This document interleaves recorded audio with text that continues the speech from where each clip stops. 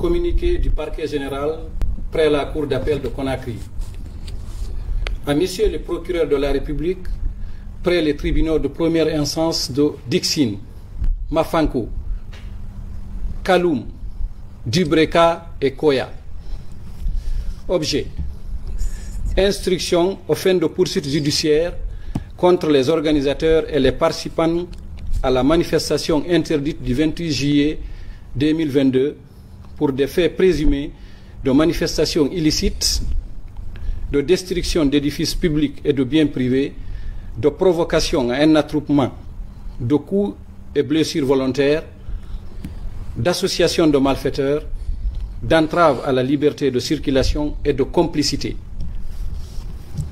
À référence du communiqué numéro 966/PG/CA/C 2022, en date du 26 juillet 2022 du parquet général près la cour d'appel de Conakry,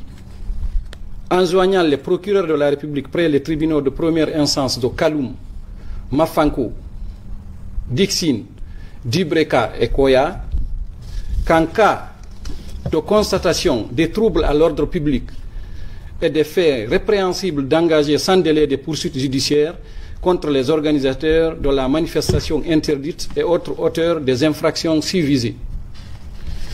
En dépit du rappel à se conformer aux prescriptions légales faites aux organisateurs de la manifestation, il a été porté à la connaissance du parquet général près la cour d'appel de Conakry par les unités de service du maintien d'ordre qu'au cours de la journée du 28 juillet 2022, des rassemblements des individus surexcités, munis des armes contondantes, ont dans certains endroits de la ville de Conakry, notamment sur l'axe de la route Le Prince,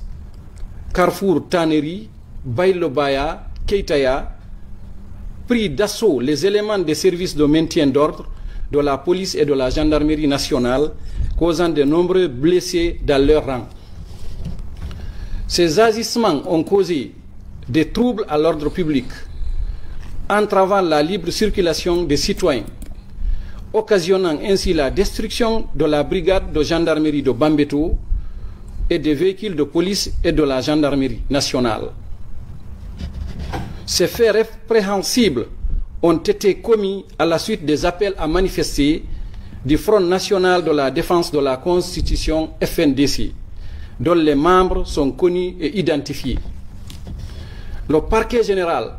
dans son rôle régalien de coordonnateur de l'action des procureurs de la République, du ressort de la Cour d'appel de Conakry,